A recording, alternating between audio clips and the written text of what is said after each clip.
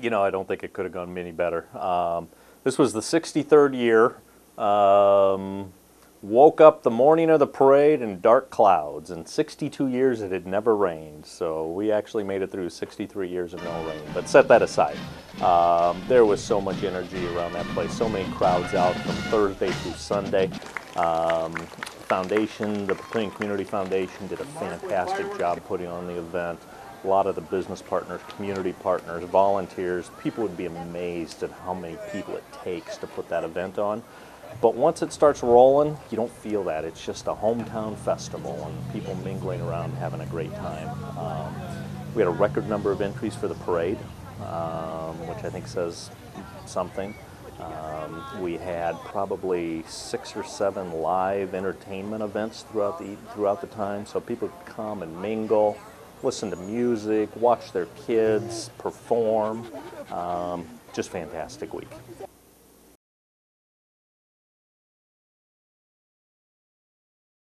We did. The U.S. Census Bureau came out with their estimates for the last decade, so 2000 to 2009, and the population estimate for 2009 was right about 24,280, right in that range. And if you look over the course of the whole decade, from 2000 to 2009, we were the 3rd fastest growing community in the state. And with that estimate, we actually are now larger than North Platte, makes us the 8th largest city in the state. So very, very good news. It's a very positive thing. We have had very professional planning over the last 10 years. We've had, people coin it smart growth, as opposed to like sprawl, which would probably be some bad growth. We're not just a sprawling suburban area. Papillion's a town with a rich history, 140 years old. We just haven't had sprawling growth. It's been logical growth. It's been high quality growth, which is, that's one of the reasons we've had the recognitions we received. That's played right into it, some of the national recognition. So it's been very well received. From an economic development perspective and the impact to the resident, I think it's both residential and commercial. When people say, so well, what's it mean to my house? From a residential perspective, more people living here means increased property tax value, increased property valuations, which that additional property valuation helps fund property tax, which funds city infrastructure. And so that growth means it's coming from growth, not from you as an individual homeowner that already lives here. And more people living here means more people are shopping here. More people shopping here means more sales tax. More sales tax helps fund the city infrastructure. If we're getting city infrastructure funded by sales tax, less that you, the individual homeowner, are paying. From a commercial growth perspective, again, increases the property tax valuation, but now a company is paying that, not you, the individual homeowner. And if we have commercial growth, more people are coming here to work that may not live here. What are they doing when they come to work?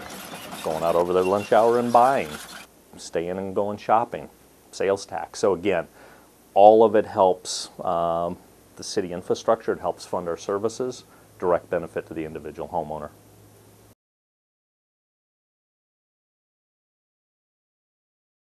That is probably, when I first got that, that was probably the hardest question I got, and that one actually made me stop and think. We have to continue to grow in a smart way. If you're not growing, you are dying.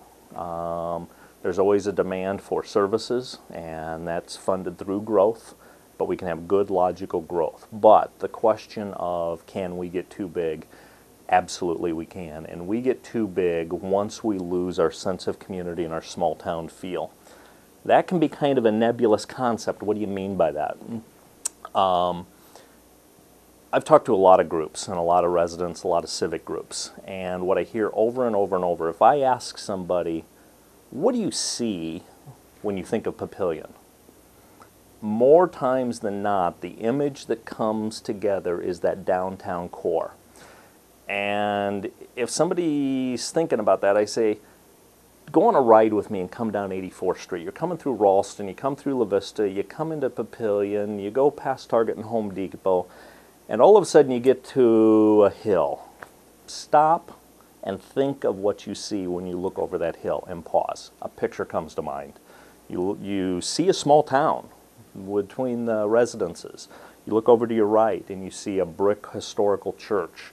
Go another block, you look to your left, you see the historical city hall. Look forward another block, you see the quaint downtown. And another block, you've crossed the bridge and you're into the core of the city park. That's the image of Papillion.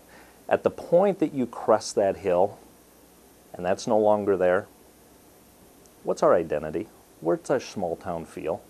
We got too big. The other thing that that does is it gives us a central gathering place. Things like Papillion Days, things like the Winter Wonderland. Since I've been in office with those events, and the Papillion Community Foundation is the primary sponsor of those, and they do a fantastic job, but as I've wandered around both Winter Wonderland and Papillion Days, I have received many unsolicited comments from people of, this is why we live here, especially some of the military. Lived all over the nation or over the world. Could have chosen to retire anywhere they wanted.